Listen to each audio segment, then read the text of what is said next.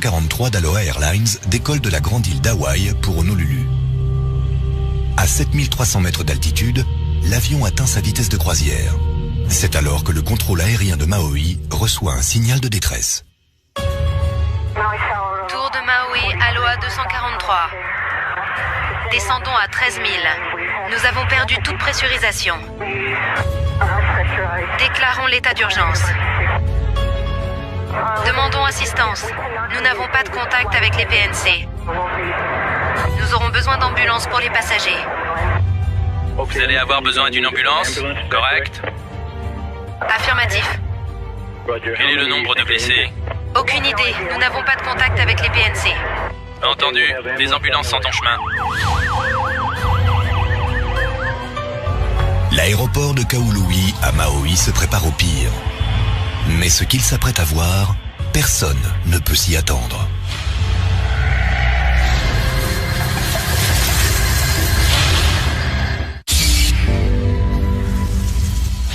Près d'un tiers du Boeing 737 s'est déchiré en plein vol. Un cinéaste amateur se trouvait à l'aéroport de Maui lors de l'atterrissage. Près de l'aéroport de Maui à Hawaï, le vol 243 d'Aloha Airlines vient de traverser un véritable cauchemar à 7 km d'altitude. Une section de 5 mètres du fuselage s'est brusquement déchirée. Les passagers se sont retrouvés dans des vents soufflant à 160 km/h. Je n'ose même pas imaginer ce que ça devait être que d'être assis près du hublot dans cet avion sans toit. Ça a dû être terrible. Tout ce qui n'était pas attaché a été aspiré par le trou. Les bagages, les livres, tout. Si un compartiment bagage s'ouvrait, tout son contenu disparaissait. Des 95 personnes à bord, une seule est tuée. L'hôtesse Clarabelle Lansing a disparu quand le fuselage s'est déchiré. Elle a été aspirée par le trou. On le sait parce que nous avons retrouvé des bouts de peau et du sang sur les rebords du trou. Le commandant de bord, Robert Schumsteimer, et la copilote, Madeleine Tompkins, sont salués en héros. Ils avaient un appareil mal en point et ils se trouvaient au-dessus de l'océan. Tout dans cette histoire relève du pire des scénarios possibles et ils ont pourtant réussi à atterrir. C'est une véritable prouesse aérienne et je crois que personne dans le milieu de l'aviation n'a pensé que c'était possible. Barry Trotter est chargé de l'enquête. Nous devions découvrir pourquoi le toit s'était arraché. Il y avait des centaines de 737 en service. Et il était impératif de savoir quelles étaient les causes de cet accident. Il commence par une étude approfondie de l'appareil. Le Boeing 737-200 a 19 ans et va bientôt être mis hors service. Les enquêteurs s'aperçoivent qu'il a effectué plus de 89 000 cycles, ce qui fait de lui le deuxième avion le plus utilisé dans le monde. À chaque pressurisation et dépressurisation de la cabine, le fuselage d'un avion s'étire et se contracte. Sans maintenance, des fissures peuvent apparaître, provoquant ainsi la fatigue du métal. Pour les enquêteurs, si la fatigue semble être une des causes, la corrosion en est une autre. L'appareil en effet volait toujours au-dessus de la mer, et le sel corrode le métal. Nous avons trouvé de nombreuses fissures le long des rivets. Nous avons aussi remarqué que les zones attaquées par la corrosion avaient été poncées au papier de verre, puis repeintes avec la même couleur. Selon le NTSB, le personnel au sol aurait dû réparer la corrosion. Mais l'ampleur des fissures laisse supposer que le problème est bien plus grave qu'il n'y paraît. En laboratoire, ils découvrent un autre facteur impliquant directement une erreur dans la conception de l'appareil, au niveau de ce qu'on appelle l'assemblage à recouvrement. L'assemblage à recouvrement, c'est quand un gros morceau d'aluminium du fuselage chevauche un autre morceau. Le tout est retenu par de l'époxy dans le canevas et par ses rivets. Boeing avait connaissance d'un défaut dans l'époxy utilisé pour l'assemblage à recouvrement et en avait informé les compagnies 6 mois avant l'incident du vol 293 d'Aloha. Le NTSB découvre alors que cette dernière n'a pas tenu compte des recommandations du constructeur. Voilà pourquoi l'assemblage n'avait pas tenu. On voit très bien où l'époxy s'est désolidarisé, ce qui fait que le canevas était séparé du revêtement sous-jacent. Une fois que l'adhésif de l'assemblage à recouvrement ne fonctionne plus, la charge sur les rivets s'accroît. Le métal environnant est donc soumis à beaucoup plus de contraintes, ce qui conduit à l'apparition de fissures et à la fatigue du métal. Cette contrainte était accrue par la construction même de l'appareil. En effet, les rivets avaient tous été frésurés et la tête de chaque rivet était encastrée dans le revêtement externe. Sous la surface, les trous chanfreinés avaient les bords aiguisés, propices aux craquures.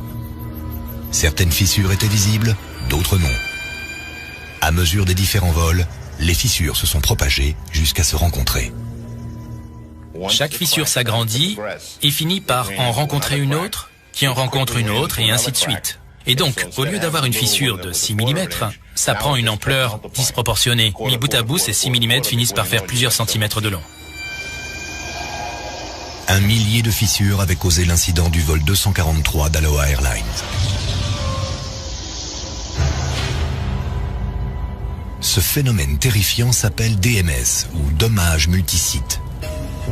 Une vague d'inspection révèle que de nombreux appareils souffrent de DMS. Je me souviens qu'un journaliste avait dit que l'industrie venait de se prendre une bonne claque dans la figure. Mais pour moi, c'était bien plus que ça. C'était un vrai coup de poing dans l'estomac, parce que nous étions conscients de différents problèmes individuels sans avoir jamais pu les comprendre de façon globale.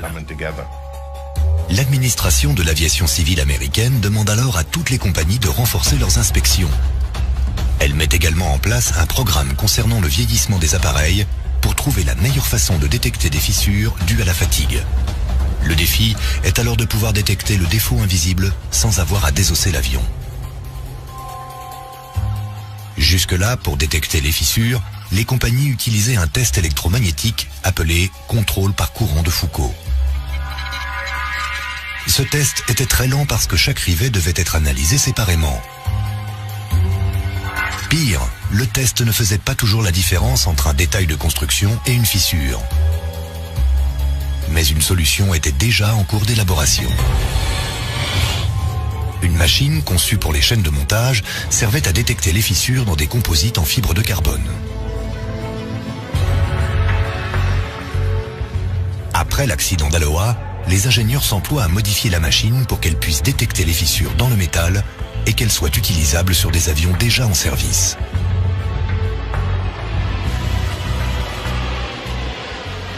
Il faudra 7 ans de recherche et de développement pour arriver à la solution. Voici le scanner mobile automatisé capable de scanner 25 cm d'un revêtement d'avion en 1 minute avec une précision inouïe. Grâce à ces 4 systèmes de scanner, il peut détecter les fissures dues à la fatigue, la corrosion et les défauts de liaison avant qu'ils ne soient trop importants et potentiellement dangereux. Ça ressemble beaucoup au rayon X à l'hôpital ou à une échographie. On préfère savoir ce qui se passe dans son corps ou sur l'avion, en l'occurrence, sans lui faire le moindre dégât. En plus de détecter le défaut, le scanner va le surveiller. Nous gardons une trace de l'analyse dans un dossier qui pourra être utilisé comme référence ultérieure. Si nous suivons une structure, plutôt que de l'analyser ou la réparer pour la première fois, cela nous permet d'avoir un historique auquel nous pouvons nous référer pour prendre une décision quant à une date de réparation à effectuer.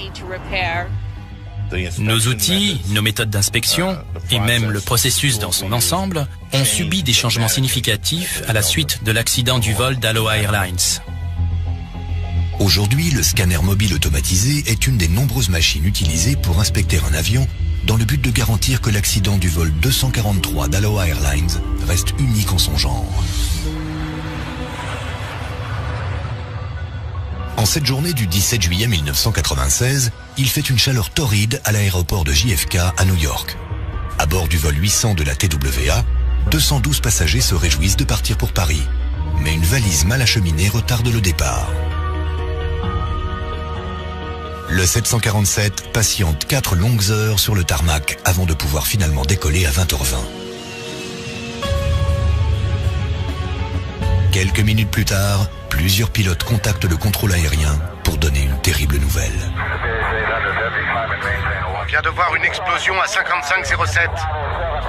Vérifiez notre position. Venons de voir ce qui ressemble à une explosion à 8-9 km. On vient de voir une explosion juste devant nous, à 16 000 pieds. L'avion vient de tomber. La tragédie est visible sur toute la côte de Long Island.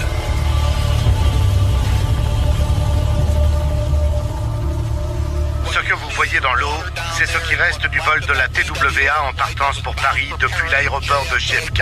C'est l'épave de l'avion en feu. J'ai allumé la télé, c'était vraiment horrible. Les flammes couraient sur l'océan. J'ai rapidement su que c'était un 747.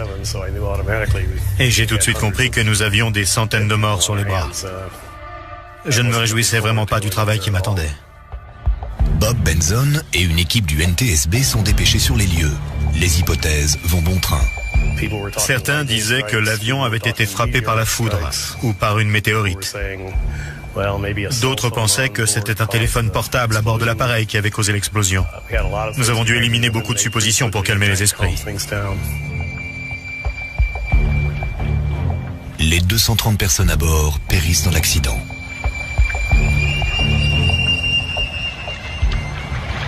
Heureusement pour les enquêteurs, l'épave ne se trouve qu'à 30 mètres de profondeur.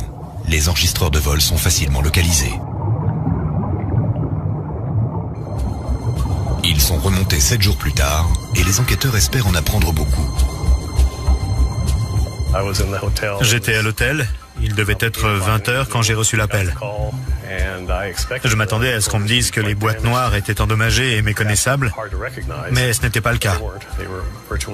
Elles étaient presque intactes, c'était une excellente nouvelle. Mais les enregistreurs indiquent un vol tout à fait normal jusqu'à 4000 mètres où les bandes s'arrêtent brutalement. Quand je me suis rendu compte que les boîtes noires n'allaient pas être d'un grand secours, je savais que nous allions en avoir pour un moment. Il faudra des mois de travail minutieux pour que les enquêteurs puissent faire toute la lumière sur le crash mystérieux du vol 800 de la TWA.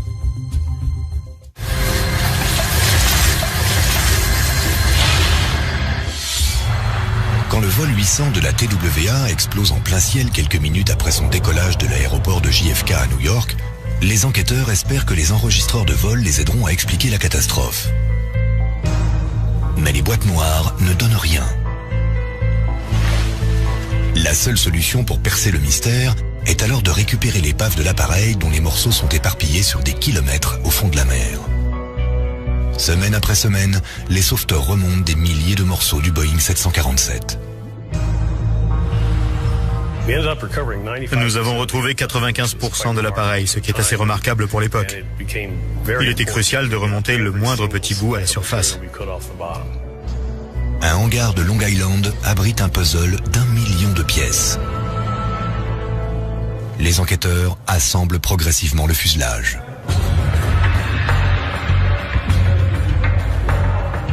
Une fois que vous avez l'objet en 3 dimensions devant vous, vous pouvez dire ce qui a posé problème, puis ce qui s'est passé l'instant d'après, et ainsi de suite. On finit par avoir la séquence de destruction de l'appareil. Après 4 mois de reconstruction minutieuse, une première hypothèse commence à se dessiner. Jim Wildy est expert en métallurgie au NTSB. Nous avons pu observer le dessin de fracture de toutes ces pièces jusqu'à l'avant du longeron avant d'elle. Nous nous sommes aperçus que l'avant du réservoir a été poussé jusque dans l'arrière du longeron avant. Nous en avons conclu que l'appareil s'est fracturé à cet endroit, c'est-à-dire dans la section centrale du réservoir d'aile. Les enquêteurs se remémorent alors un accident similaire survenu quelques années plus tôt. La section centrale du réservoir d'aile avait explosé alors que ce 737 attendait sur le tarmac à Manille. Comment expliquer cette explosion alors même que le carburant utilisé dans l'aviation est conçu pour être moins inflammable que le pétrole? D'autant que les investigations avaient montré que les réservoirs incriminés de ces 2 avions étaient presque vides. Voler avec un réservoir vide n'a rien d'inhabituel. Un 747 transporte près de 200 000 litres de carburant, soit 2 fois plus que nécessaire pour traverser l'Atlantique. Un réservoir vide est rempli d'air, qui lui contient de l'oxygène. N'importe quel carburant chauffé dans un réservoir se transforme en vapeur. Mélanger de la vapeur de carburant avec de l'oxygène revient à favoriser une explosion. Tandis que l'avion attendait sur la piste, quelque chose avait dû chauffer les réservoirs. Sous la section centrale d'aile se trouvent des centrales de conditionnement d'air qui fonctionnent grâce à l'air de prélèvement depuis les réacteurs et assurent l'approvisionnement en air des passagers. Ces centrales génèrent également beaucoup de chaleur qui remonte dans la section centrale du réservoir d'aile, qui augmente l'inflammabilité des vapeurs air-carburant à l'intérieur même du réservoir. Les enquêteurs font alors un test pour déterminer si l'explosion d'un réservoir peut conduire un avion à s'écraser. Le résultat est sans appel. La question est alors de savoir ce qui peut déclencher l'explosion. J'en arrivais toujours au même point. Un point que je ne pouvais plus ignorer. L'explosion était sûrement d'origine électrique. Bob Swaim examine des kilomètres de câblage électrique, centimètre par centimètre. L'isolation avait des défauts et le cuivre était exposé, ce qui pouvait provoquer des courts-circuits. Nous sommes vite arrivés à la conclusion que le réseau électrique de cet avion n'était vraiment pas en bon état. C'est la dernière pièce du puzzle. Les fils conduisant au capteur de niveau de carburant à l'intérieur du réservoir central de l'aile étaient abîmés. Quand le cuivre est à nu, tout élément conducteur peut créer un pont entre deux fils. Ce serait comme mettre une bougie d'allumage dans une atmosphère hautement inflammable et créer des étincelles à répétition. Mais des milliers d'avions volent avec des réservoirs vides chaque jour. Il faut que cela puisse se faire sans danger. Les chercheurs doivent donc trouver le moyen de rendre des réservoirs presque vides, hermétiques à toute explosion. Une solution est de réduire la quantité d'oxygène. C'est ce qu'on appelle l'inertage. L'oxygène qui se trouve dans un espace clos est remplacé par un gaz inerte. Mais les systèmes d'inertage de l'époque étaient imposants et coûteux. Les scientifiques du Tech Center de la FAA à Atlantic City se voient alors confrontés à une tâche difficile. Développer un système d'inertage léger et peu coûteux pour les réservoirs des avions de ligne. Cette mission était un véritable défi. On nous a demandé quelque chose de totalement inédit. Après 4 années de recherche, Gus Sarkos et son équipe élaborent une solution. Le cœur du système d'inertage d'un réservoir repose sur les modules de séparation d'air. Chacun de ces modules contient des centaines de milliers de fibres creuses. L'air va passer à l'intérieur de ces petites fibres qui vont séparer l'oxygène et l'azote contenu dans l'air. Les membranes des fibres creuses sont alimentées en air pressurisé provenant des réacteurs. L'air comprend 20% d'oxygène et 80% d'azote. Les molécules d'oxygène sont trop grosses pour passer dans les membranes. Seules les petites molécules inertes d'azote le peuvent. Elles sont poussées le long de la membrane, puis jusque dans un réservoir vide. Aucune étincelle n'est alors possible. En 2006, 10 ans après la tragédie de la TWA, les systèmes d'inertage sont obligatoires sur tous les nouveaux appareils. Boeing les installe également sur tous les anciens 737 et 747 en service.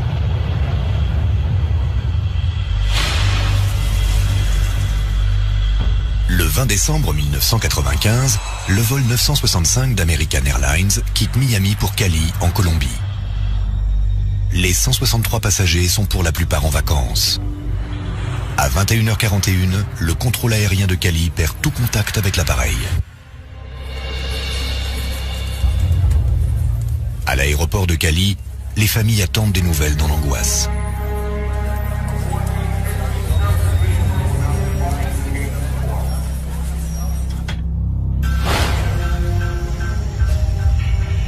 Le lendemain, le 757 est retrouvé dans les montagnes à l'est de Cali, à 16 km de sa route normale. Il n'y a que 4 survivants. J'ai perdu ma femme et mon fils. Je crois que c'est un miracle que je puisse faire cette interview. L'enquêteur Steve Corey arrive en Colombie le lendemain. Le crash avait eu lieu sur une pente très escarpée, recouverte d'arbres et de végétation dense. Il avait aussi beaucoup plu. La collecte des débris et des corps allait s'avérer une tâche très difficile au vu de toutes ces conditions.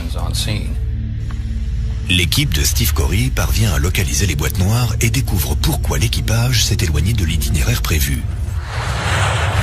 À 21h26, le vol 965 d'American Airlines demande une autorisation d'atterrir. Des malentendus lors de la communication avec le contrôle aérien conduisent à l'entrée de données erronées dans le système de gestion de vol.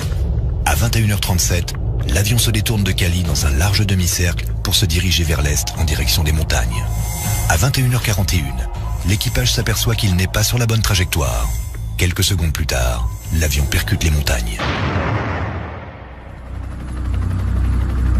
Ce genre de crash est classifié sous le sigle anglais CFIT, qui signifie qu'une collision a eu lieu alors même que l'équipage avait le contrôle de l'appareil.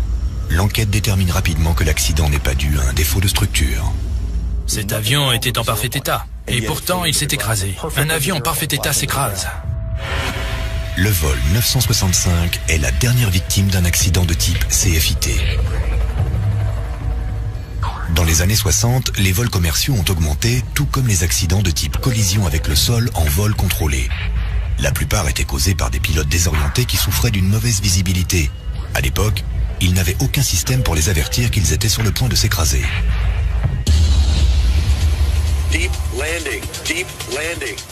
L'ingénieur électricien Don Bateman s'est attaqué au problème. Cela fait 40 ans qu'il travaille pour rendre le transport aérien plus sûr.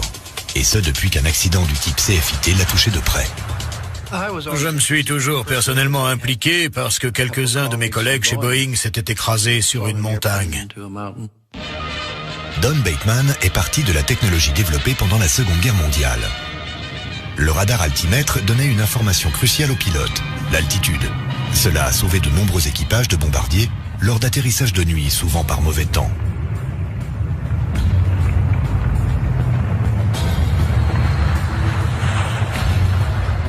En 1970, Don Bateman avait produit le premier système avertisseur de proximité du sol, connu sous l'acronyme anglais GPWS.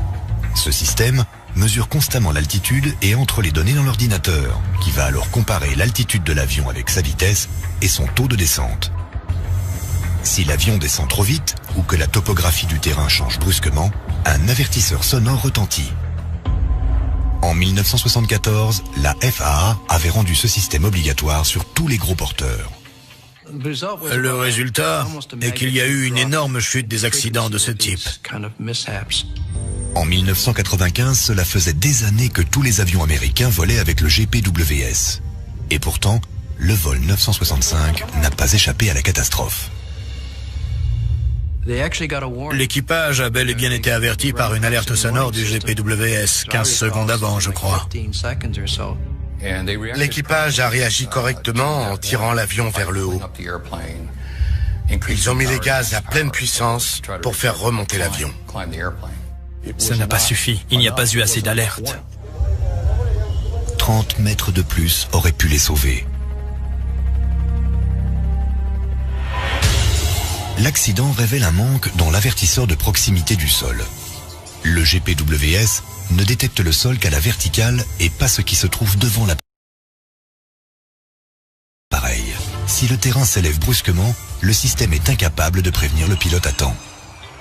L'inventeur du système avait passé des années à chercher comment pallier ce problème. Mais pour pouvoir lire le paysage à l'horizontale, il fallait des cartes topographiques détaillées. Don Bateman ne pensait pas qu'il en existait, jusqu'au jour où... Les soviétiques établissaient des cartes topographiques depuis 1923. Ils ont même continué pendant la Seconde Guerre mondiale. Ils collectaient des données du monde entier et à la fin de la guerre froide, ils se sont mis à vendre toutes ces informations. Cela m'ouvrait des perspectives que jamais je n'avais imaginées. Du coup, j'ai persuadé mon entreprise d'acheter le plus de données possible. En plus des données topographiques, Don Bateman avait la technologie qui pouvait donner la position précise d'un avion. Cette technologie était également née pendant la guerre froide. En 1983, le vol 007 de Korean Airlines s'était trompé de trajectoire en entrant dans l'espace aérien soviétique. Il avait été abattu et 269 personnes avaient trouvé la mort. Cet incident avait persuadé le président américain Ronald Reagan de déclassifier un système militaire d'aide à la navigation, le Global Positioning System ou GPS. Don Bateman avait désormais tout ce dont il avait besoin. Le dispositif plus évolué appelé Enhanced GPWS utilise toujours un radar altimètre pour détecter le sol à la verticale de l'avion. Mais un système GPS embarqué se sert des satellites pour suivre à la trace la position de l'appareil. La combinaison de l'altitude et de la topographie permet au pilote de voir devant lui et l'avertit à l'approche d'un danger.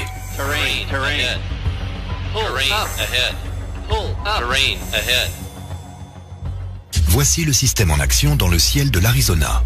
L'écran montre le terrain environnant. Le rouge représente un terrain situé plus haut que l'appareil.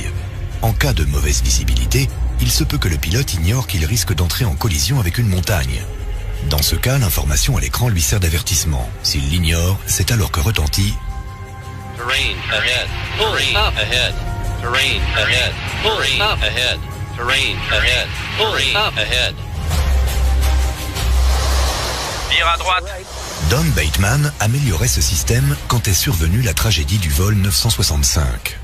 Quand la catastrophe de Cali a eu lieu, tout le monde s'est intéressé au système. Plutôt que 15 secondes, on pouvait lancer une alerte au moins 1 minute avant. 1 minute, c'est long pour un avion. Terrain ahead. Terrain ahead. Tous les avions enregistrés aux États-Unis transportant au moins 6 personnes doivent être équipés d'un EGPWS. Il n'y a pas eu un seul accident de type CFIT depuis la mise en place de cette technologie. C'est un système génial. C'est une technologie efficace et 95% des avions de ligne aujourd'hui en sont équipés. À l'heure actuelle, les chercheurs sont en train de mettre au point la nouvelle génération de EGPWS qui offrira une vue topographique en 3D quelle que soit l'heure ou la météo. Les pilotes n'auront même plus à regarder par la vitre.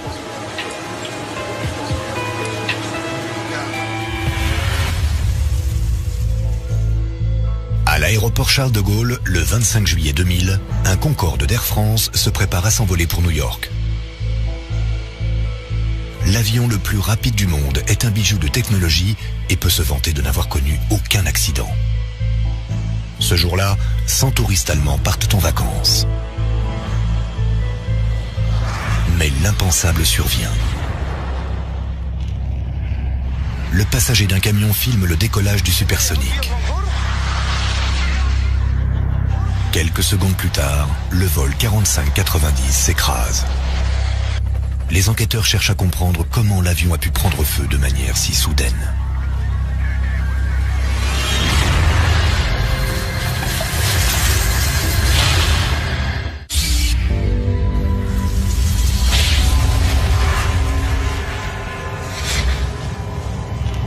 Quand le vol 4590 d'Air France s'écrase au décollage, les 100 passagers et les 9 membres d'équipage sont tués.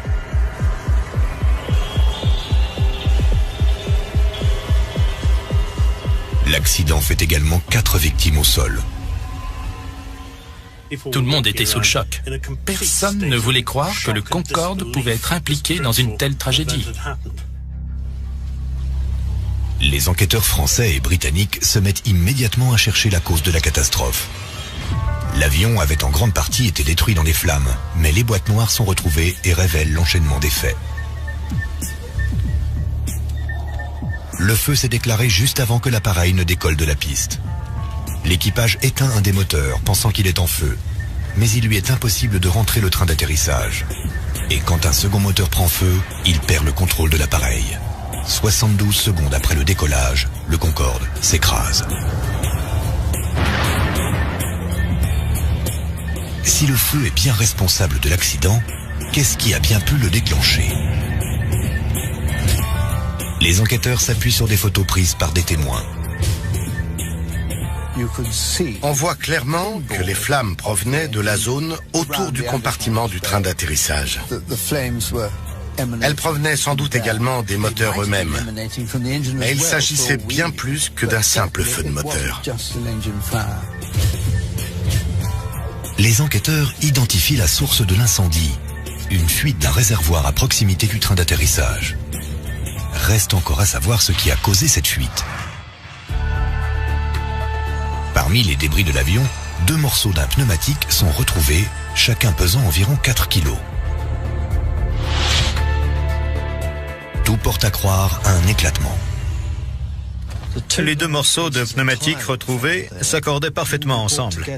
C'était comme si le pneu avait été sectionné de part en part. Un autre indice vient étayer cette théorie. La coupure dans le pneumatique correspond à une lamelle métallique qui était tombée de l'avion qui avait précédé le Concorde au décollage. Le morceau métallique en question semble avoir causé l'éclatement du pneu. Il s'agit d'une lamelle en titane d'environ 30 cm de long et 2,5 cm de large.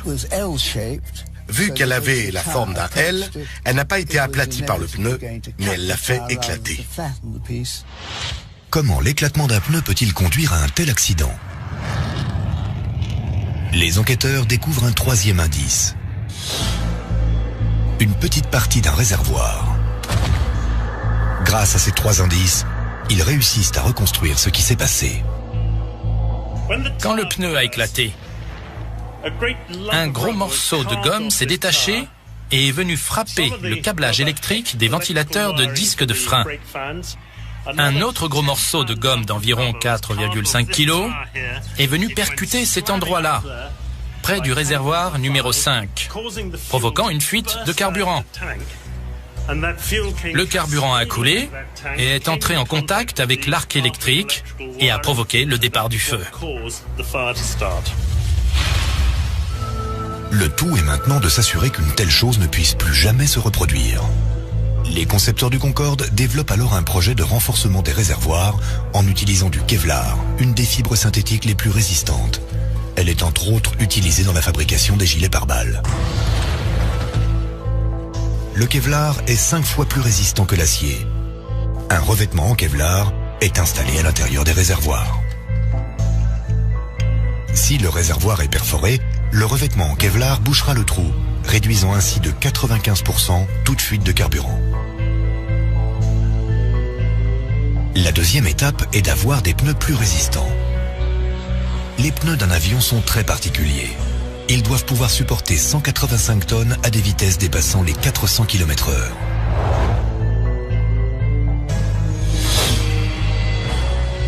À cette vitesse, les pneus du Concorde se tendent comme un élastique. S'ils sont coupés, le morceau de gomme sera projeté à une vitesse vertigineuse.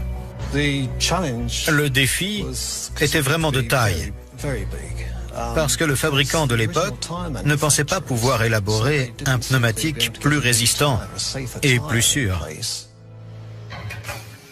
Un autre fabricant offre une solution révolutionnaire, le pneu Near Zero Growth, qui, comme son nom l'indique, a un grandissement quasiment nul. L'intérieur du pneu NZG a une conception radiale plus résistante. Il est également renforcé par 5 bandes dont la composition est tenue secrète. Le pneumatique ne s'étire pas à vitesse élevée, ce qui le rend moins propice à des éclatements. C'est beaucoup plus simple de couper un élastique tendu plutôt qu'au repos. C'est cette technologie qu'ils ont obtenue avec le pneu Near Zero Growth. Le pneu est aussi renforcé par une couche anti-coupure à base de Kevlar. Les tests montrent son extrême solidité. Le pneu tourne 27 fois par seconde. C'est la lame qui se brise et non le pneu qui éclate. En plus de résister aux coupures, le pneu NZG ne se disloque pas. Nous étions vraiment ravis à l'époque. C'était une très belle surprise, un vrai cadeau de Noël. Le 6 novembre 2001 marque la fin des vols commerciaux du Concorde. Le Concorde n'est plus en service, mais les pneumatiques NZG volent toujours. Ils sont désormais standards sur tous les avions.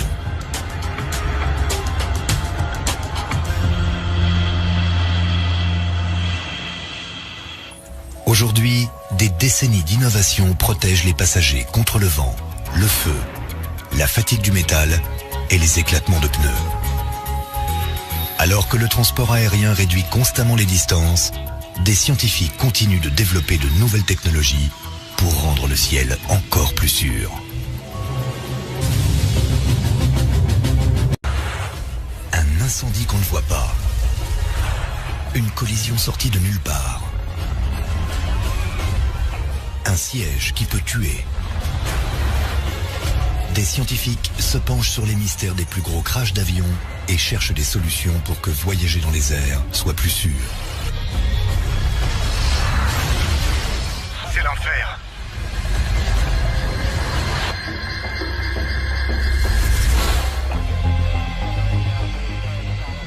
25 janvier 1990, l'aéroport new-yorkais JFK est plongé dans le brouillard et les avions sont nombreux à patienter dans l'espace aérien.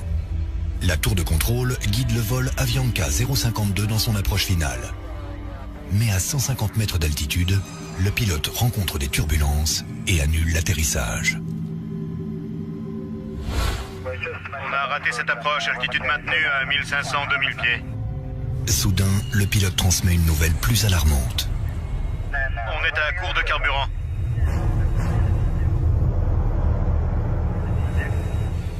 Avianca 052, vous en avez assez pour rallier l'aéroport? Avianca 052, répondez.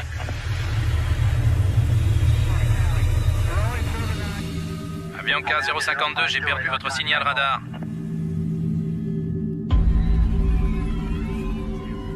Le vol 052 s'est écrasé à Cove Neck, sur l'île de Long Island. L'avion n'a pas explosé car il était à court de carburant.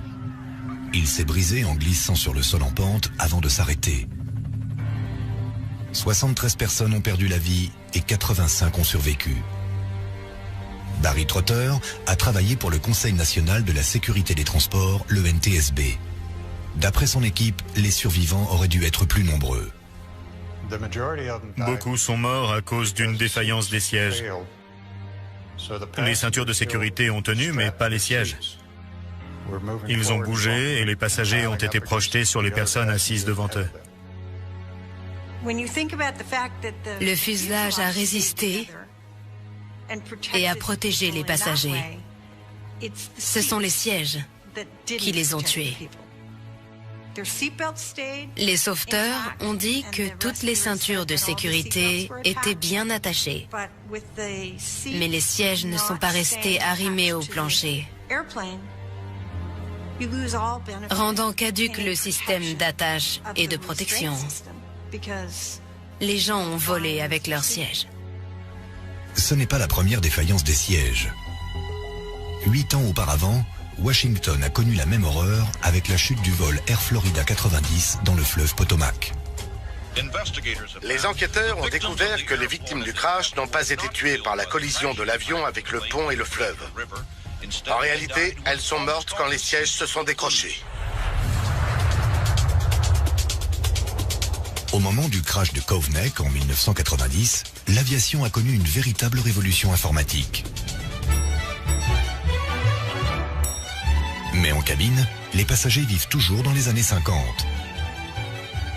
Le règlement, qui date de 1952, exige que les sièges soient capables de résister à une force 9 fois supérieure à la gravitation. En phase de test, les sièges sont lestés d'un bloc de bois et tirés dans tous les sens avec une force de 9 G.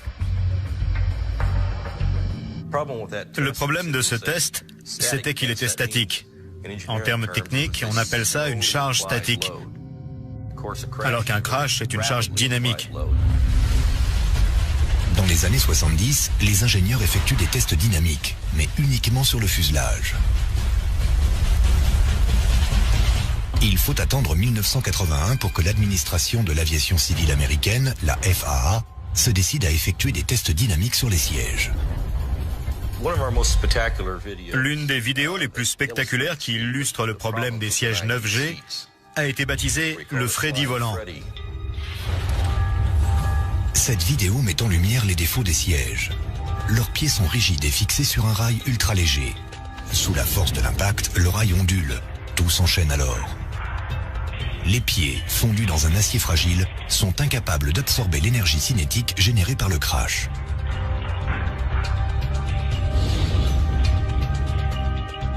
Les sièges 9G sont obsolètes.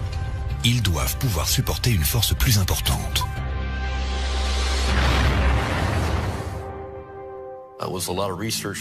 Des recherches ont été menées pour déterminer la force gravitationnelle exacte exercée sur les occupants d'un crash aérien non fatal en larguant des fuselages et en réalisant des tests d'impact contrôlés.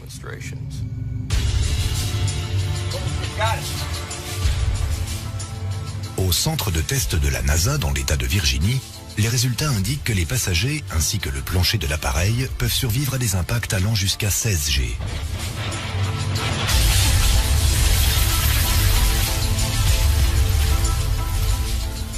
la FAA se fixe un nouveau but et doit relever un défi encore plus grand. Concevoir un siège capable de glisser sur ce rail à la vitesse de 13 mètres par seconde et de résister à un arrêt brutal équivalent à un impact de 16 G. La structure des sièges devait être à la fois résistante et légère. Mais nous étions dans une impasse. Une fois la structure renforcée, elle devenait trop lourde et échouait au test dynamique. Les fabricants nous présentaient des prototypes. On les testait et à chaque fois, ils se décrochaient du rail et s'envolaient. Ces gens passaient des heures interminables à dessiner et redessiner des sièges qu'ils nous apportaient pour finalement les voir échouer misérablement. Les essais se poursuivent, mais la flotte mondiale vole toujours avec des sièges 9G, la norme standard depuis 1952. Enfin, en 1986, la recherche fait un bond en avant.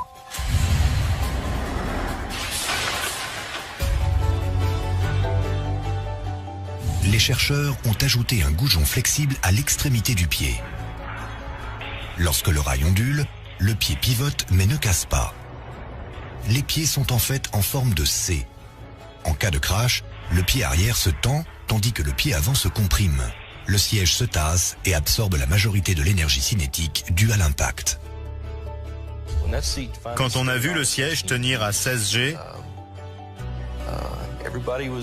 on était tous fous de joie. On s'est sauté dans les bras et on a ri comme des gosses. En 1987, les constructeurs installent les sièges 16G sur leurs nouveaux appareils. Mais il serait beaucoup trop cher d'en équiper l'intégralité de la flotte américaine.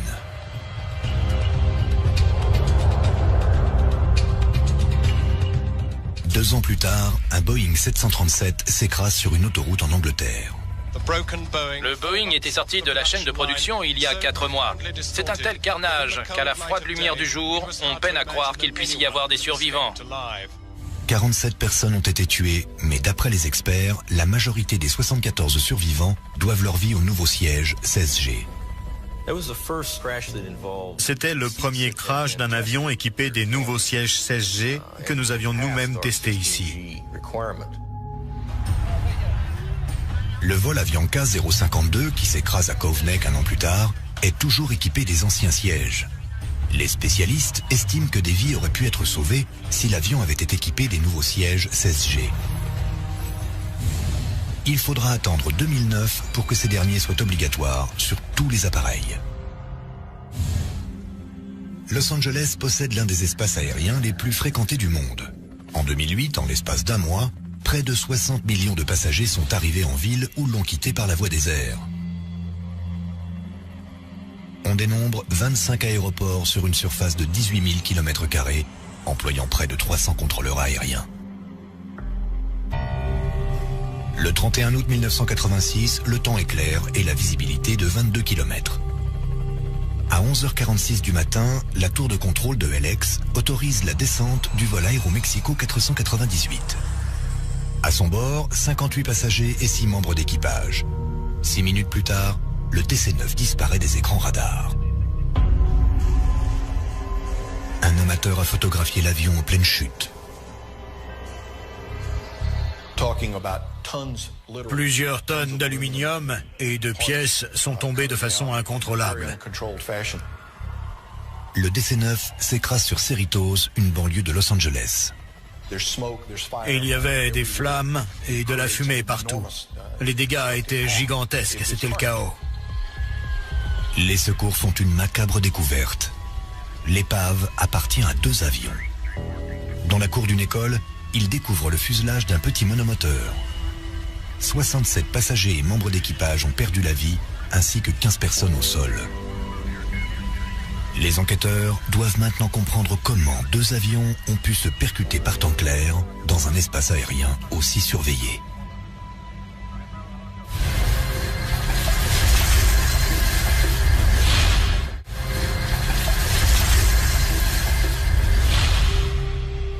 Deux avions se sont percutés en plein vol au-dessus de Los Angeles et les enquêteurs doivent trouver pourquoi. En vérifiant les plans de vol, il découvre que le petit monomoteur a quitté un aéroport local 12 minutes avant le crash. Il est monté trop haut, est entré dans l'espace aérien de la tour de contrôle de LX et s'est placé sur la trajectoire du vol Aéromexico 498. La tour de contrôle ignorait sa présence. L'équipage du vol Aéromexico l'ignorait également. De toute évidence, le petit Piper pensait être en sécurité dans cet espace aérien, mais il se trompait et il a percuté l'autre avion. Tous les pilotes connaissent la règle de base pour éviter les collisions. On l'appelle voir et éviter. C'est une méthode très rudimentaire qui marche à peine une fois sur deux en simulateur. Les petits appareils sont très difficiles à repérer, surtout quand ils représentent une menace, car ils arrivent le plus souvent de front et sont à peine visibles. Ces deux avions survolent l'Arizona en fonçant délibérément l'un vers l'autre. On se rapproche de l'autre appareil. Il est à 27 km devant nous. Notre vitesse est d'à peu près 400 nœuds, un peu moins de 740 km/h. La vitesse combinée des deux avions est donc de 1400 km/h. Ils s'intercepteront dans une poignée de secondes. Ce n'est que maintenant que le copilote distingue l'autre appareil. Le voilà. Ils l'ont vu et n'ont que quelques secondes pour l'éviter.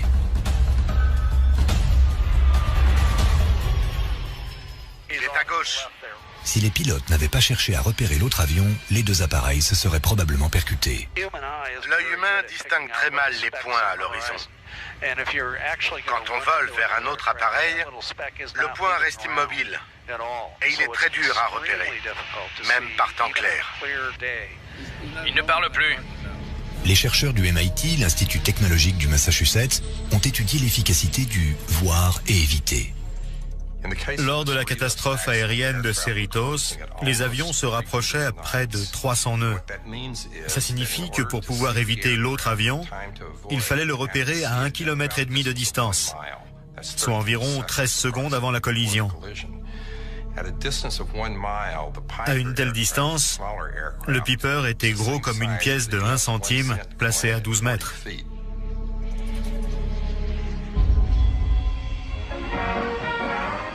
Les inconvénients du voir et éviter deviennent évidents dans les années 50 avec l'accroissement de la vitesse des avions. En 1956, une collision en plein vol au-dessus du Grand Canyon tue 128 personnes. À l'époque, c'est la catastrophe aérienne la plus meurtrière de l'histoire et un avertissement brutal. C'est pourquoi la création d'un système anti-collision est lancée. Mais 6 mois plus tard, les chercheurs comprennent que cette quête restera impossible tant que la technologie ne se sera pas améliorée. À la fin des années 70, l'électronique aéronautique a beaucoup progressé. Les appareils sont équipés d'un transpondeur qui permet d'éviter les collisions en plein vol.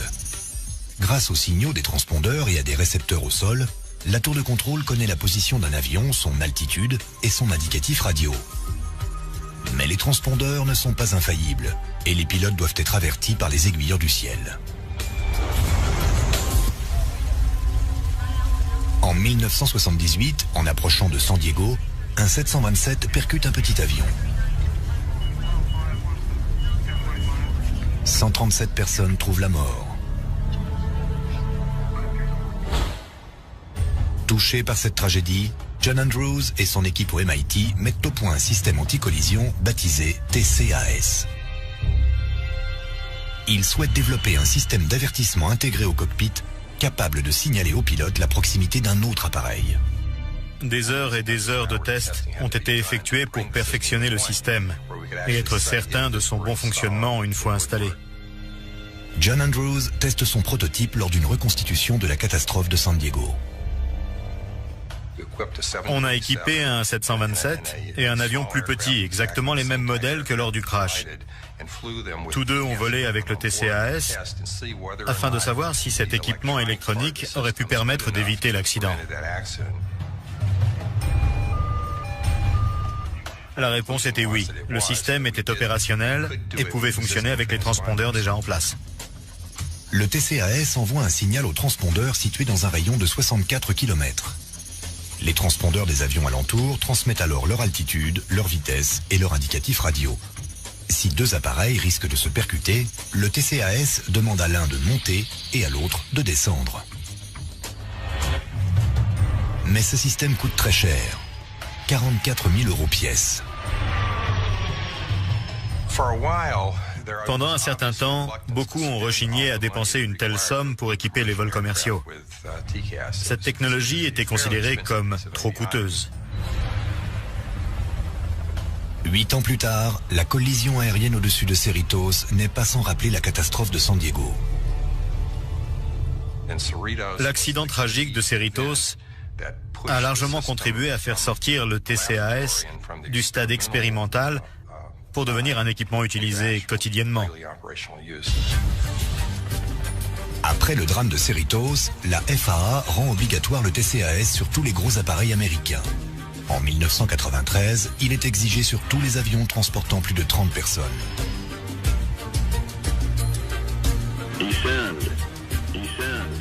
Trafic. Aujourd'hui, chaque avion qui entre dans l'espace aérien américain se doit d'en être équipé. Le TCAS a sauvé un grand nombre d'appareils, y compris l'un de ceux que j'ai pilotés. On aurait probablement percuté un petit avion au-dessus de la Floride sans l'avertissement du TCAS. J'ai volé pendant près de 20 ans avec le voir et éviter. Et 20 ans de plus avec le TCAS. C'est le jour et la nuit. Il nous arrive de rencontrer des pilotes. Et quand ils apprennent que nous avons travaillé sur le TCAS, très souvent, ils nous racontent comment notre système leur a sauvé la vie.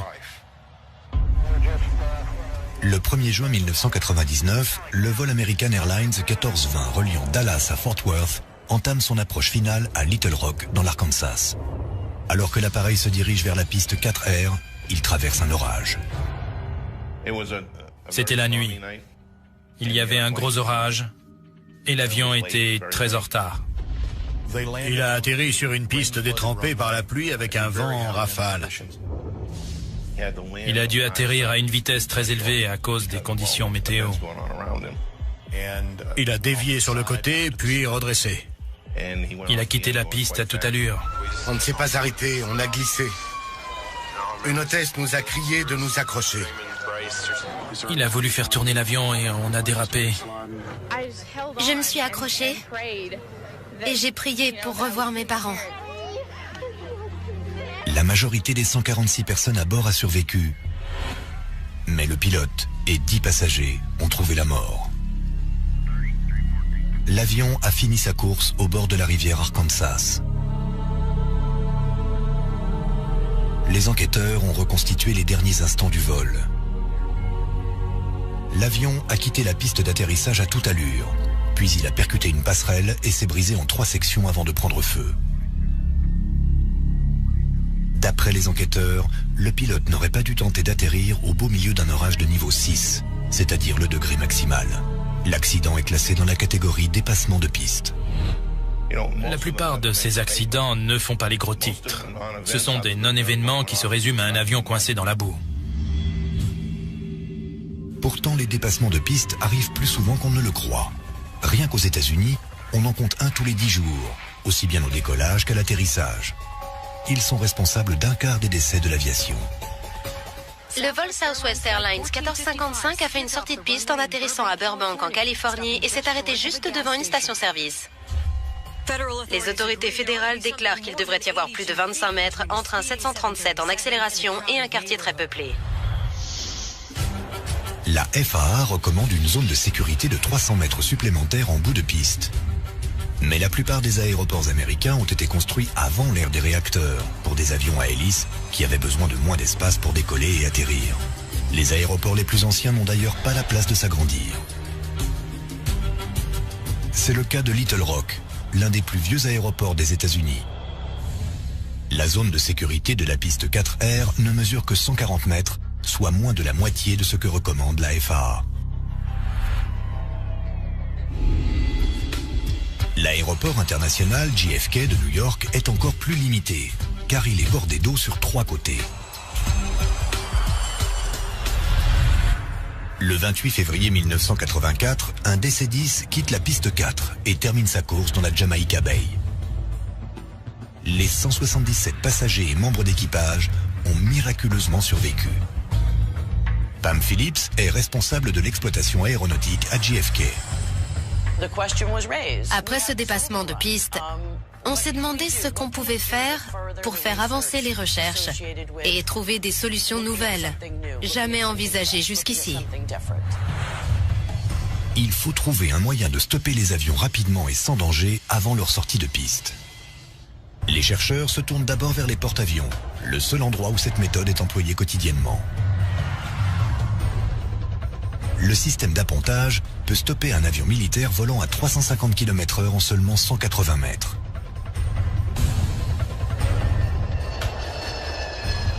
Les avions de l'aéronavale sont conçus pour absorber le choc colossal que cela génère. Mais les avions de ligne sont radicalement différents. Avec un arrêt aussi brutal, l'appareil serait endommagé et les passagers blessés. Les chercheurs vont devoir inventer un tout nouveau système.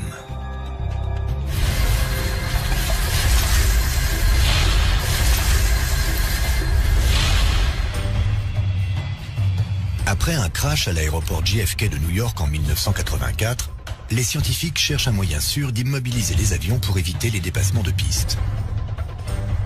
Le système d'appontage des porte-avions a d'abord été envisagé, mais si un avion de ligne est brutalement arrêté, une grande partie de son énergie cinétique rebondit et provoque des dégâts sur l'appareil et ses occupants. Ce qu'il faut, c'est un matériau qui puisse absorber cette énergie cinétique et arrêter l'appareil de manière contrôlée. La FAA s'intéresse tout particulièrement à ce qu'on appelle la mousse phénolique. Elle est légère, rigide et écrasable. Ce n'est pas la mousse rose à laquelle on pense pour isoler sa maison. C'est une mousse ferme qui ressemble à celle qu'utilisent les fleuristes pour planter des fleurs.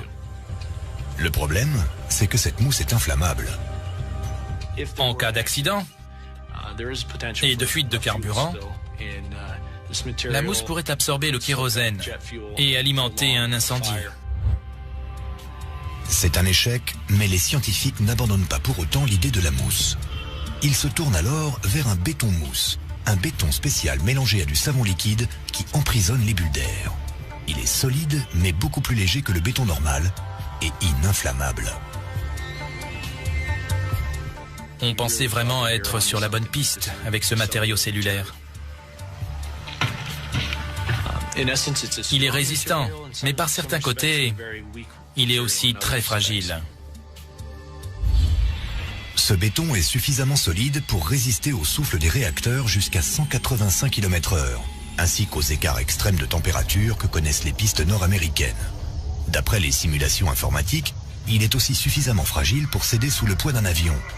En s'écrasant, le béton mousse absorbe l'énergie de l'avion et le ralentit progressivement. C'est comme essayer de faire du vélo dans du sable.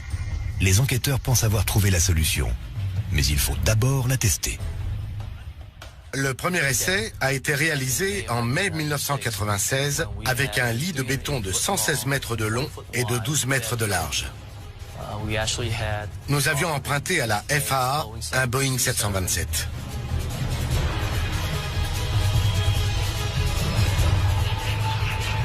L'avion roule à 80 km/h. Quelques employés étaient à bord. Le 727 atteint le lit de béton mousse. Le train d'atterrissage absorbe le choc.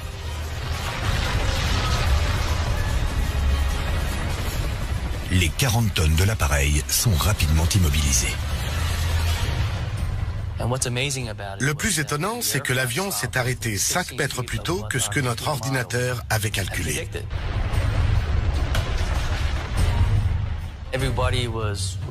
Tout le monde était fou de joie. Il s'était arrêté comme prévu. On ne pouvait pas rêver mieux. Ce système d'arrêt d'urgence est baptisé IMAS. Quelques mois plus tard, le premier lit IMAS est installé au bout de la piste 4 à l'aéroport JFK. Le 8 mai 1999, Pam Phillips reçoit un appel. C'était le jour de la fête des mères. Il pleuvait et il faisait gris. Je n'oublierai jamais ce coup de téléphone. Un Saab à turbopropulseur a atterri trop long et a été arrêté par le lit IMAS. J'ai foncé à JFK. Personne n'était blessé et l'avion n'était pas endommagé. Tout s'est passé comme les tests l'avaient prévu, sans le moindre problème. 4 ans plus tard, le lit IMAS immobilise un avion cargo MD-11. Puis en 2005, le matériau réussit son plus gros exploit en stoppant un 747 de 300 tonnes qui fonçait à 125 km/h. À ce jour, il a été installé dans 30 aéroports américains, y compris la piste 4R de Little Rock. IMAS est sans nul doute le dispositif de sécurité le plus révolutionnaire qu'ait connu l'aviation civile au cours de ces 20 dernières années. C'est une certitude.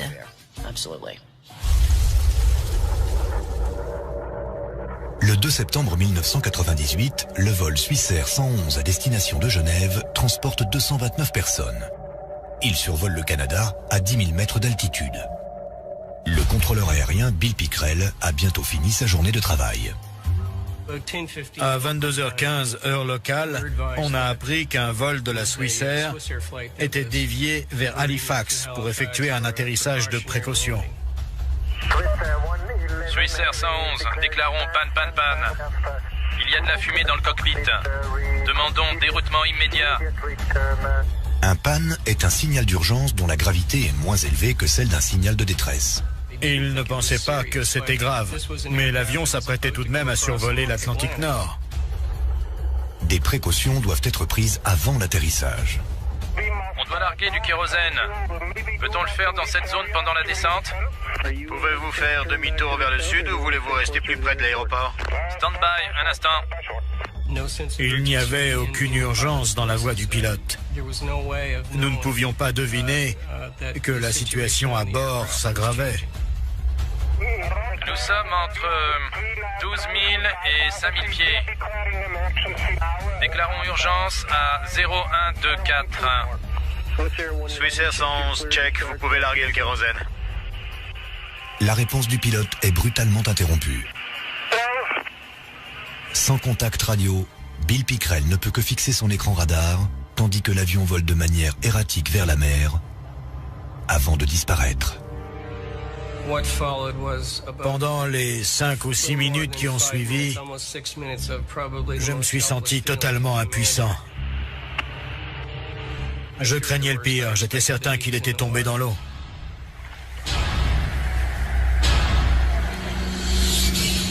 Le vol Swissair 111 a plongé dans l'océan Atlantique à 10 km des côtes de la Nouvelle-Écosse. J'ai entendu un gros boom au-dessus de la maison. Pas comme une explosion, mais plutôt comme le bang d'un avion. Ça a secoué les fenêtres. Les habitants se précipitent au secours des passagers. Larry Vance de la TSB, la sécurité des transports canadiens, regarde les informations à la télé. Ils ont fait un flash spécial. J'ai dit à ma femme qu'on allait sûrement m'appeler. Alors j'ai attendu près du téléphone. Une enquête est immédiatement ouverte. L'équipe d'investigation est basée à Peggy's Cove, un village de pêcheurs. L'humeur était plutôt morose. Nous avions 200 corps dans l'océan. C'était la plus grosse enquête que la TSB ait lancée et à laquelle nous ayons participé. Les boîtes noires sont rapidement retrouvées, mais elles ne révèlent rien. Sans qu'on sache pourquoi, les enregistrements ont été interrompus 6 minutes avant le crash. La clé du mystère repose désormais au fond de l'océan. L'avion s'est brisé en 1000 morceaux au contact de l'eau. Chaque pièce du puzzle doit être retrouvée, remontée et examinée. Mais l'épave repose par 55 mètres de profondeur. Cette gigantesque opération coûte plus de 22 millions d'euros.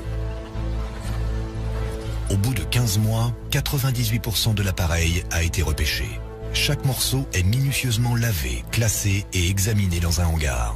Mais le premier indice réside dans les paroles du pilote. Il y a de la fumée dans le cockpit.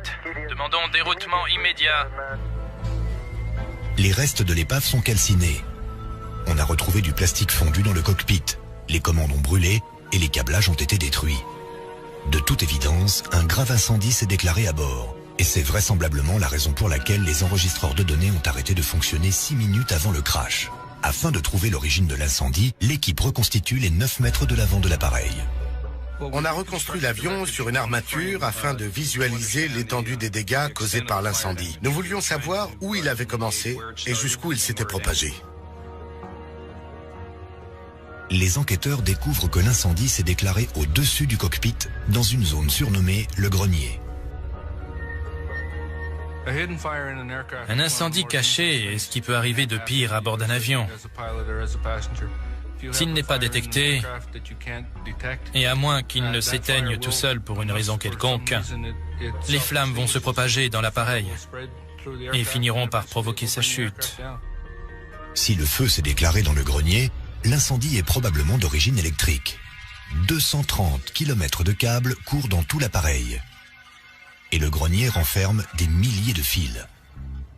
Après 4 ans d'enquête, la source de l'incendie est enfin identifiée. Le coupable est un câble électrique de 15 cm appartenant au système de divertissement du bord. Les enquêteurs pensent que ce fil a frotté contre un support métallique. Un arc électrique provoqué par le cuivre mis à nu a déclenché l'incendie.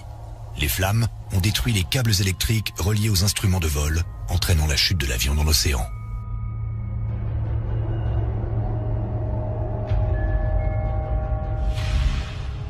Le seul matériau à proximité des câbles était la couverture isolante de l'avion, pourtant censée être ininflammable. Les enquêteurs examinent alors le revêtement ignifuge qui recouvre la couverture, du mylar métallisé. Les tests de normes industrielles, comme celui-ci, montrent que lorsqu'il est exposé aux flammes, le revêtement rétrécit, mais ne brûle pas. Mais le test est remis en question. En effet, plusieurs rapports signalent que le mylar métallisé est bien inflammable. La FAA met alors au point un test plus rigoureux qui reproduit de manière beaucoup plus réaliste l'incendie d'un avion. On appelle ça un essai au panneau radiant. Les résultats sont alarmants. Nous étions très inquiets. Nous avions peur qu'il y ait d'autres incidents. C'est pourquoi la FAA a fait passer une consigne de navigabilité exigeant le retrait du mylar métallisé de plus de 700 appareils. Le mylar métallisé est retiré de tous les avions. Les scientifiques lui cherchent alors un remplaçant qui ne brûlera pas. Ils découvrent un matériau baptisé Kapton, dérivé de l'isolant utilisé pour les fils électriques.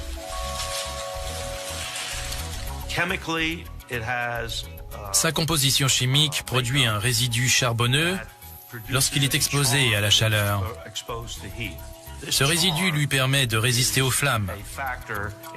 C'est lui qui empêche le matériau de prendre feu et de brûler. Le Kapton réussit haut la main le test du bec benzène et du panneau radiant.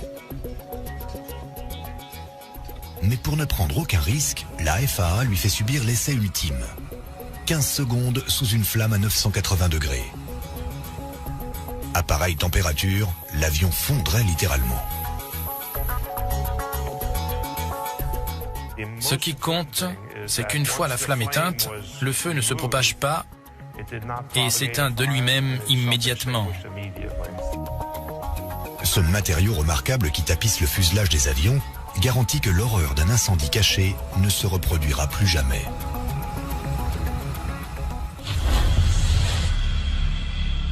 Il est 18h à l'aéroport international de Los Angeles, l'heure la plus chargée pour la tour de contrôle. Le 2 février 1991, le vol USR Unité 493 arrive de Syracuse, dans l'État de New York. Lors de son approche finale, le pilote demande l'autorisation d'atterrir. USR Unité 493, direction ouest, piste 24 gauche. USR Unité 493, autorisation d'atterrir, piste 24 gauche. La visibilité du pilote est fortement réduite par le soleil couchant. Soudain, Qu'est-ce que c'est?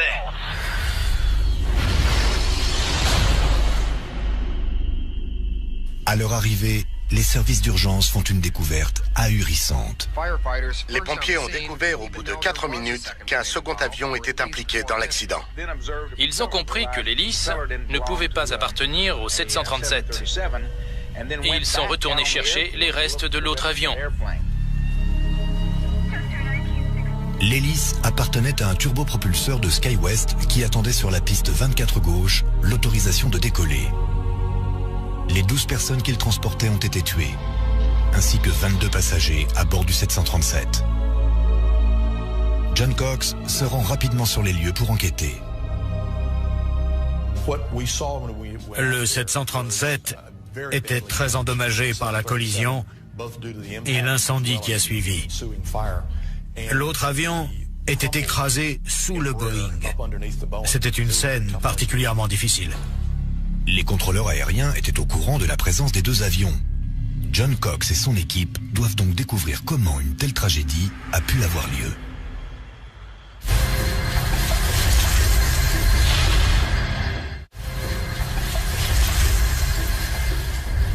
Au mois de février 1991, 2 avions se sont percutés sur une piste de l'aéroport de Los Angeles. L'enquête du NTSB ne tarde pas à découvrir la cause de l'accident. On en a conclu que c'était la faute de la contrôleuse aérienne. Elle a oublié qu'elle avait demandé au petit appareil de SkyWest de patienter sur la piste. Il lui est sorti de l'esprit. USR Unité 493, autorisation d'atterrir piste 24 gauche. À certains moments de la journée, les contrôleurs aériens ont parfois l'impression que leur tête va exploser. Dans les aéroports très fréquentés, ils peuvent facilement oublier la position de certains de leurs avions. Les aiguilleurs du ciel ont pour mission de maintenir une distance de sécurité entre les avions. Les pistes sont les endroits les plus dangereux. Lorsqu'un avion est en approche ou qu'il s'apprête à décoller, la piste devient un lieu sacré sur lequel aucun autre véhicule n'a le droit de pénétrer. Lorsque ce lieu sacré est violé, la catastrophe survient. En mars 1977, 2 747 se sont percutés sur une piste de l'aéroport de Tenerife aux îles Canaries. 583 personnes ont trouvé la mort dans ce qui reste à ce jour la plus grande catastrophe aérienne de l'histoire. Un épais brouillard a entraîné des erreurs de communication entre les pilotes et les contrôleurs aériens, une erreur humaine que la technologie n'a pas détectée.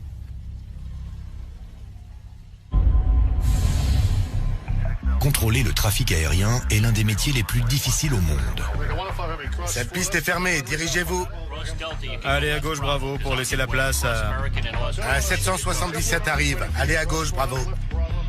Les contrôleurs des grands aéroports, comme celui de New York, peuvent gérer jusqu'à 100 vols par heure. Depuis les années 50, la majorité de ces aéroports sont équipés de radars qui surveillent le trafic. Les radars au sol émettent des ondes radio renvoyées par les avions. Leur position peut ainsi être surveillée par la tour. Mais les contrôleurs doivent manuellement associer chaque écho-radar avec l'indicatif radio de chaque avion. C'est un travail fastidieux. Par ailleurs, les signaux peuvent être déviés par une forte pluie, la neige ou le brouillard. Les radars de surface avec lesquels nous travaillons ont leurs limites. Il y a parfois des interruptions de transmission ou des faux signaux.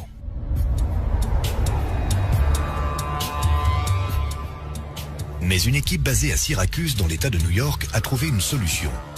Un équipement de détection de surface baptisé ASDX. Lorsqu'un avion traverse l'aéroport, son transpondeur envoie des données telles que l'indicatif radio du vol. Des capteurs situés le long des pistes reçoivent ce signal, permettant au système de suivre en permanence le déplacement de l'avion. Il n'existe aucun angle mort et les capteurs fonctionnent quelle que soit la météo. Les données sont transmises à la tour de contrôle et affichées sur l'écran du ASDX.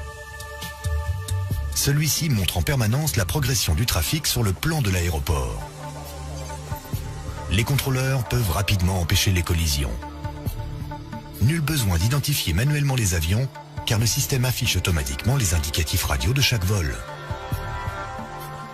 Lorsque les avions roulent sur les pistes, des lignes vertes indiquent aux contrôleurs de bloquer le reste du trafic. Une fois le danger passé, ils peuvent à nouveau diriger les appareils vers ces pistes. Le système ASDX a récemment été installé à JFK et aujourd'hui, ils vont en avoir grand besoin. Un 757 procède à un atterrissage d'urgence après avoir signalé la présence de fumée dans le cockpit.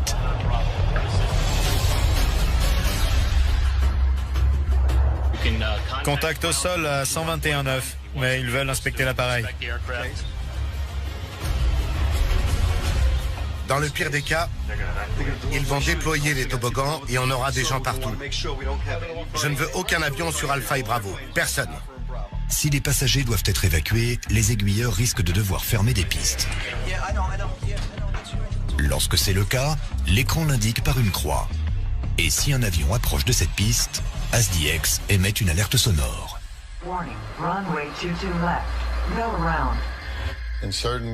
Selon les scénarios, les avertissements vont de 15 secondes à moins de 10 secondes. Mais il faut bien comprendre que moins de 10 secondes peuvent suffire à éviter le pire.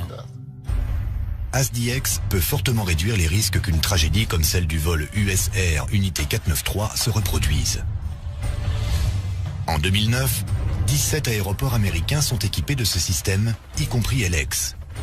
Et aucun n'a eu à déplorer de collision sur les pistes. Les chercheurs de chez Boeing développent un nouveau système anti-collision, cette fois-ci pour le cockpit. Voilà un 777. Ces pilotes le testent en simulateur dans le brouillard de l'aéroport international de San Francisco. Il va décoller devant nous. Ils s'engagent sur la piste 19 gauche et attendent l'autorisation de décoller. Boeing 001 demande autorisation de décollage. Mais il y a un problème. J'attends toujours mon autorisation de décoller. Et juste derrière moi, je vois un avion qui s'apprête à atterrir. Il est à 3 km/h. Tour de contrôle ici, Boeing Unité. Un avion va atterrir piste 19 gauche. Devons-nous nous écarter? On a perdu le contact, commandant. Il est trop près à mon goût. Ici, Boeing Unité. Un avion arrive derrière nous, nous quittons la piste. Il est à 1 km, commandant. 800 mètres. Il se rapproche. Il est tout près. Sans l'avertissement du système, la tragédie n'aurait pas pu être évitée. Aujourd'hui, les collisions sur les pistes ou en plein vol, les incendies cachés et les dépassements de pistes sont évités grâce à des décennies d'innovation technologique. Alors que le transport aérien réduit constamment les distances, des scientifiques continuent de développer de nouvelles technologies pour rendre le ciel encore plus sûr.